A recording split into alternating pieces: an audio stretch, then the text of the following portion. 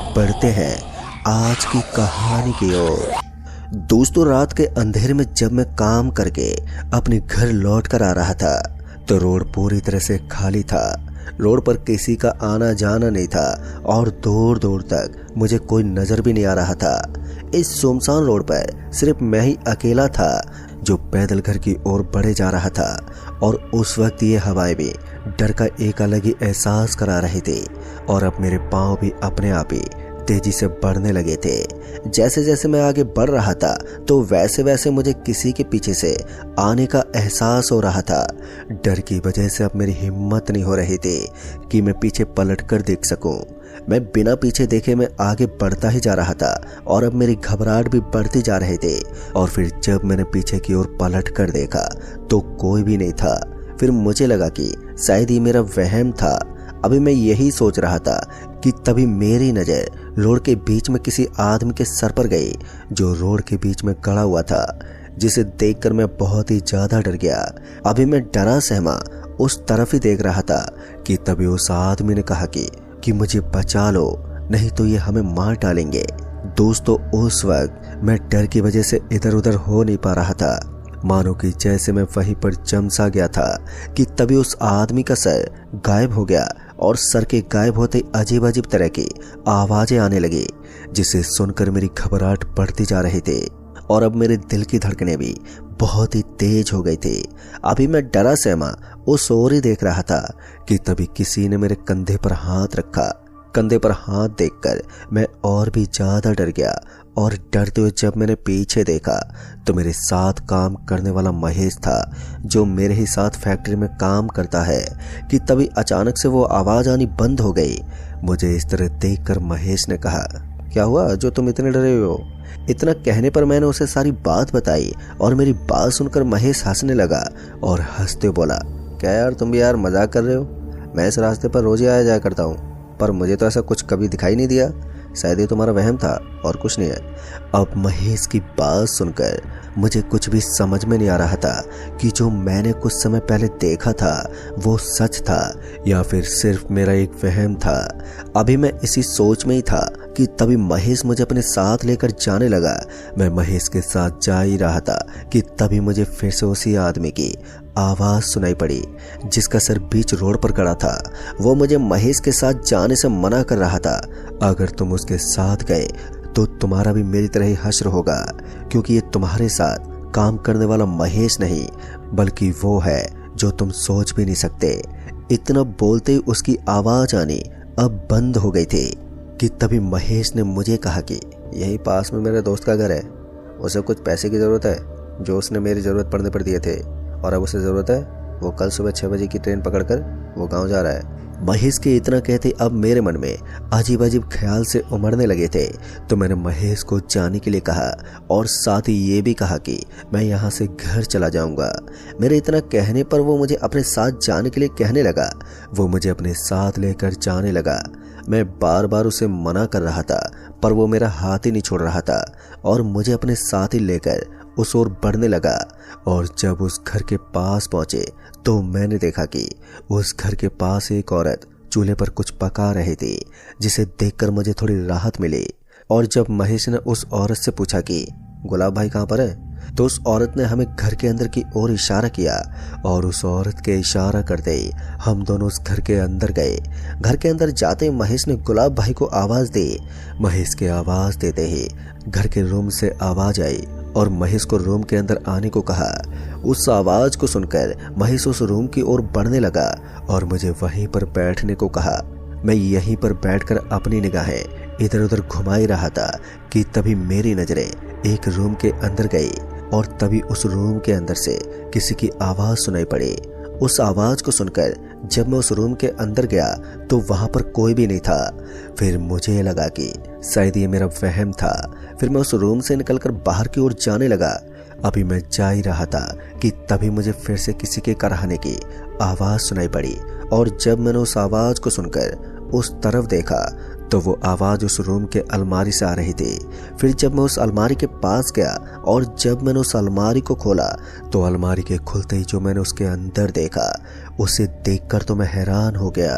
दरअसल मैंने देखा कि उस अलमारी के अंदर एक और रूम था जिसे देखकर मैं बहुत ही ज्यादा हैरान था कि तभी फिर से मुझे करहाने की आवाज सुनाई पड़ी।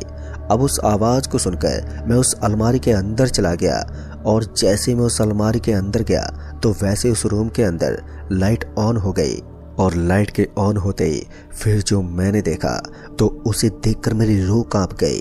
दरअसल मैंने देखा कि उस रूम के अंदर सोहन काका थे, मेरे साथ ही कंपनी में जो काम किया करते थे, और वो कुछ दिन पहले ही गायब हो गए थे और साथ ही उनके पास बहुत सारी डेड बॉडियां पड़ी थे पर उन सभी का सर नहीं था। सोहन काका मुंह पर कपड़ा बांधे हुए थे और साथ ही उनके हाथ पैर भी बंधे हुए थे, पर मैं उनके पास डेड बॉडी को देखकर बहुत ही ज्यादा डर गया था।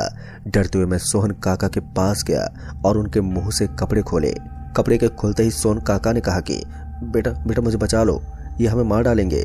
सोहन काका की ये बात सुनकर मैंने उनसे कहा कि कौन मार डालेगा आपको?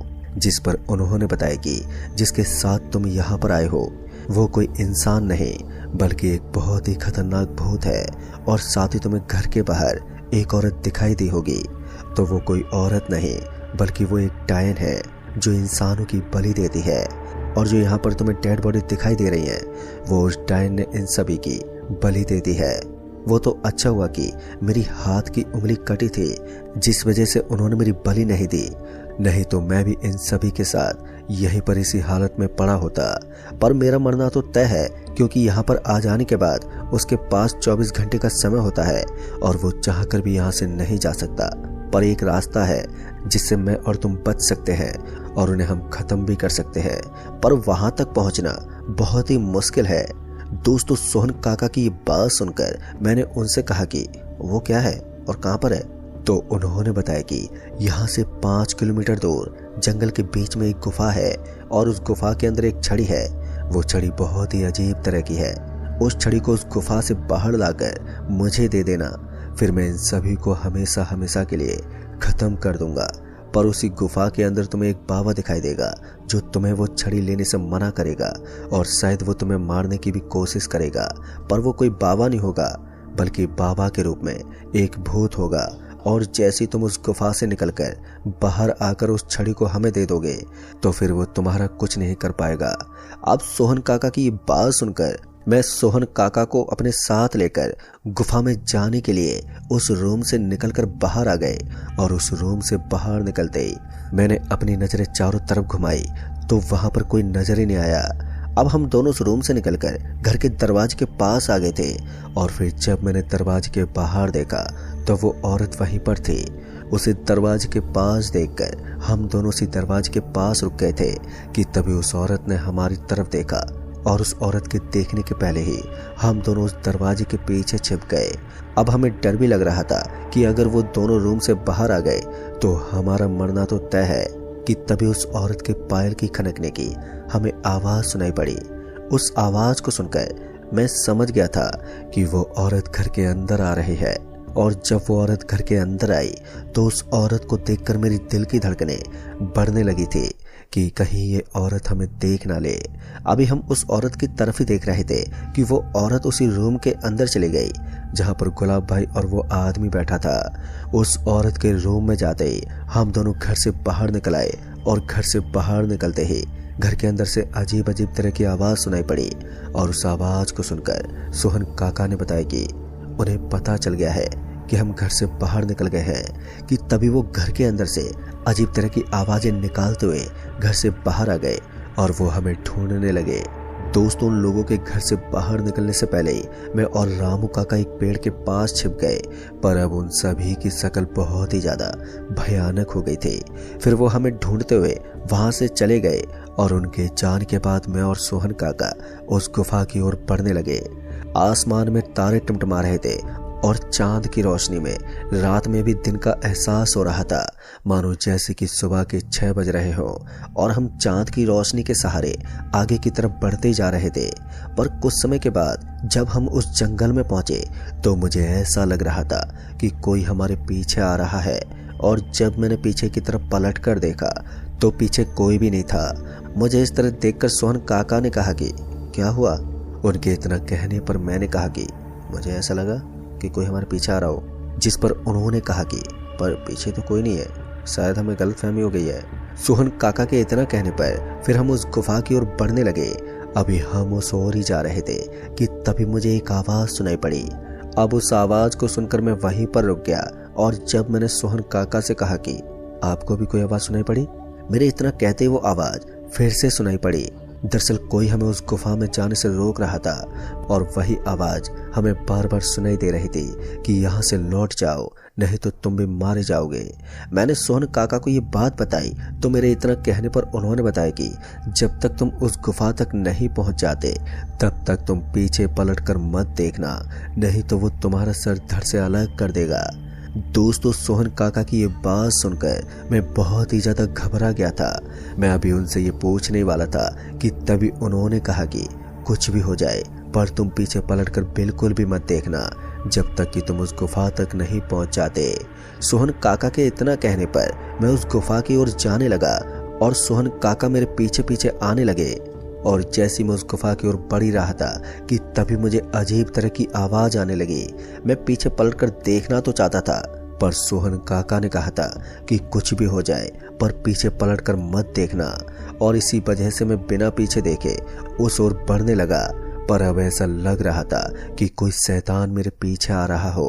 डरावनी आवाजें निकालते हुए मुझे रोकने की कोशिश कर रहा था, पर मैं अपने डर को काबू में करते हुए उस गुफा के पास पहुंच गया। और गुफा के पास पहुंचते ही जब मैंने पीछे पलट कर देखा तो सोहन काका नजर ही नहीं आ रहे थे। उन्हें पीछे ना पाकर अब मेरे मन में अजीब से ख्याल आ रहे थे कि कहीं उस शैतान ने सोहन काका को मार तो नहीं डाला। यही सब सवाल मेरे मन में चल रहे थे कि तभी सोहन काका आते हुए नजर आए और जब मेरे पास आ गए तो मैंने उनसे पूछा कि कहाँ पर रह गए थे काका। तो उन्होंने बताया कि उन शैतानों ने मुझे भटका दिया था और मैं उनसे बाल बाल बचा हूँ। फिर उन्होंने मुझे उस गुफा के अंदर जाने के लिए कहा। उनके इतना कहने पर मैं उस गुफा के अंदर बढ़ने लगा और जब उस गुफा के अंदर गया तो उस गुफा के अंदर बहुत ही ज्यादा अंधेरा था, जिस वजह से मुझे कुछ साफ साफ नजर नहीं आ रहा था। बस इतना नजर आ रहा था कि मैं अपने कदमों को बढ़ाते हुए देख पा रहा था। और जब कुछ आगे गया तो गुफा के अंदर एक रोशनी दिखी और उस रोशनी को देखकर मैं उस रोशनी के पास पहुंचा तो मैंने देखा कि वो रोशनी आसमान से आ रही थी। दरअसल गुफा ऊपर की तरफ से खुली हुई थी, जिस वजह से चांद की रोशनी से गुफा के अंदर उजाला था। तो मैं उस छड़ी को उस गुफा में तलाश करने लगा कि तभी अचानक से बहुत ही सारे चमगादड़ मेरी तरफ बढ़ने लगे। उन्हें अपनी तरफ आता हुआ देखकर मैं डर गया और मैं वहां से भागते हुए जाने लगा। मैं भागते भागते उस छड़ी के पास पहुंच गया और वो चमगादड़ मेरे पास से होते हुए गुफा से बाहर की ओर भागने लगे। जब मैं उस छड़ी को उठाने वाला था कि तभी वो बाबा आ गए और मुझे उस छड़ी को लेने से मना करने लगा। उस बाबा के मना करने के बावजूद भी मैंने उस छड़ी को उठा लिया और उस छड़ी को उठाते ही उस बाबा ने मेरा पैर पकड़कर खींच लिया। बाबा के ऐसा करते ही मैं उस छड़ी को लेकर नीचे गिर पड़ा, जिस वजह से मेरे सर में चोट लग गई और मेरे सर से खून निकलने लगा। और जैसे उस बाबा ने हाथ में त्रिशूल लेकर मुझे मारने वाले थे कि तभी वो मेरी आंखों में देखकर रुक गए और फिर उन्होंने कहा कि तुम्हें यहाँ पर किसने भेजा है। तो मैंने उन्हें सारी बात बताई। मेरी बात सुनकर बाबा ने बताया कि जिन्हें तुम सोहन काका समझ रहे हो वो सोहन काका नहीं बल्कि उनके भेष में एक शैतान है। अब ये सुनते ही बाबा मुझे अपने साथ आने के लिए कहने लगा। उनके कहते मैं उनके पीछे जाने लगा और जब मैं उनके पीछे गया तो फिर जो मैंने देखा उसे देखकर तो मेरे रोंगटे खड़े हो गए। दरअसल मैंने देखा कि सोहन काका यहाँ पर कैद थे, पर उनकी आंखें सफेद थी और वो बहुत ही ज्यादा डरावने लग रहे थे। और उनके साथ ही उनके जैसे ही कुछ और भी लोग थे जिन्हें देखकर मैं बहुत ही ज्यादा डर गया था। तभी बाबा ने बताया कि यह भी वही छड़ी को लेने के लिए यहाँ पर आए थे, पर इनमें से कोई भी वो छड़ी छू नहीं पाया और उन सभी को शैतान ने अपने वश में किया है। और इन्हें उस शैतान के वश में से छुड़ाने के लिए मैंने इन्हें यहाँ पर कैद करके रखा है। पर इन सभी को शैतान के वश से छुड़ाने के लिए 5 महीने का वक्त लग जाएगा और फिर ये ठीक होकर घर जा सकते हैं। दोस्तों, ये सब देखकर मैं समझ गया कि ये उस शैतान की साजिश थी जिसे वो छड़ी पाने के लिए उसने बनाई थी। पर जो भी मैंने वहां पर देखा वो सब उस शैतान की साजिश थी। वो तो अच्छा हुआ कि बाबा ने मुझे देख लिया। अगर बाबा जी थोड़ा और लेट हो जाते तो मैं उस छड़ी को शैतान को ले जाकर दे देता, फिर पता नहीं क्या होता। अभी मैं यही सब सोच ही रहा था कि तभी बाबा ने कहा कि अगर तुम वो छड़ी उस शैतान को दे देते तो मौत का सिलसिला फिर से शुरू हो जाता। फिर इतना सब बताते हुए बाबा मुझे गुफा के बाहर की ओर ले गया तो मैंने उस शैतान का असली रूप देखा और साथ ही वो मोहन भी था जो मुझे वहां पर लेकर आया था। उन सभी की शक्ल बहुत ही ज्यादा भयानक थी और वो मेरा आने का इंतजार कर रहे थे। दोस्तों, ये सब देखकर मैं बाबा के साथ गुफा के अंदर आ गया और सुबह होने का इंतजार करने लगा और सुबह होते ही मैं उस गुफा से निकलकर घर आ गया। तो दोस्तों, ये तो थी मेरी दिल दहला देने वाली खौफनाक घटना। अगर आपको कहानी पसंद आई हो तो कहानी को लाइक शेयर कमेंट जरूर कर दें। तो मैं जल्दी मिलूंगा ऐसी एक और खौफनाक घटना के साथ। तब तक के लिए बाय एंड टेक केयर।